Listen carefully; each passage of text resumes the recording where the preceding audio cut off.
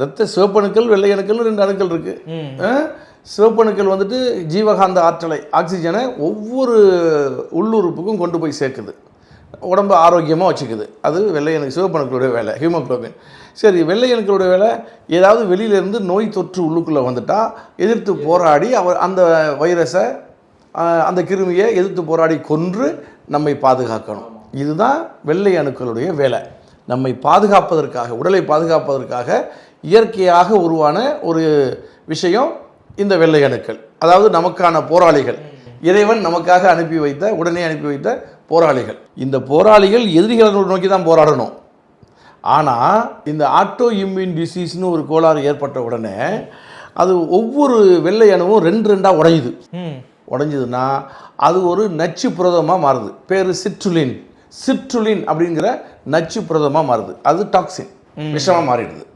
இப்போ அது என்ன பண்ணுது, நோய் தொற்று உள்ளவல்ல நம்முடைய உடம்பையே தாக்க ஆரம்பிக்குது. முக்கியமாக எதை தாக்குதுன்னா, ஃபஸ்ட்டு அதோடைய இலக்கு லங்ஸ், நுரையீரலை தான். நுரையீரலை போட்டு குத்தி தாக்கி அம்மை தழும்புகளை போன்ற தழும்புகளை முதல்ல உருவாக்குது.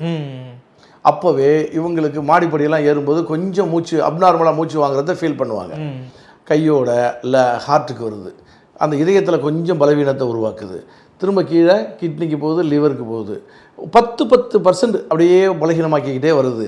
இப்போ அடுத்த ரவுண்டு மீண்டும் லங்ஸுக்கு வரும். அப்போ இது தொடர்ந்து நடந்துக்கிட்டே இருக்குமா? ஆமாம், அங்கே ஒரு 10% லங்ஸை பலகீனப்படுத்திட்டு தழும்புகளை உருவாக்கிட்டு அப்புறம் இங்கிட்டு நகர்ந்து இதயத்தில் ஒரு 10% பலகீனத்தை உருவாக்கிட்டு கிட்னிக்கு ஒரு 10% உருவாக்கிட்டு லிவரில் ஒரு 10% நச்சுத்தன்மையை உருவாக்கிட்டு திரும்ப என்ன பண்ணுது, வந்துடுது. இது இல்லாமல் காதில் இங்கே ஆன்னு திறக்க முடியாது, இங்கே வலிக்கும். சமயத்தில் ஒரு செகண்ட் கண்ணை மறைச்சிட்டு திரும்பும். இதெல்லாம் அடுத்தடுத்த ஸ்டேஜ்.